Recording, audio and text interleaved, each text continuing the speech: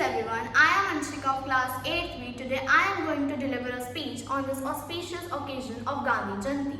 India marks the 2nd of October as Gandhi Jayanti, a day dedicated to celebrating the birthday of father of our nation, 𝐀𝐻𝐻𝐿𝐻𝐻𝐻𝐻 Gandhi, commonly known as Mahatma Gandhi.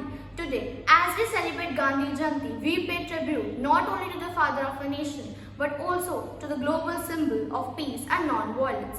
He has inspired the numerous leaders around the world. His method of achieving social change through non-violent resistance has served as a role for those struggling for justice.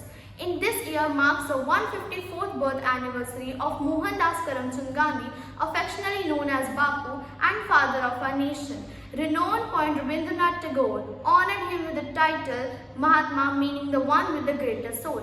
He consistently followed the principles of honesty, social change and non-violence. Let us reflect on these values, not just today but every day. Embrace truthfulness, show courtesy to others, lead a straightforward life.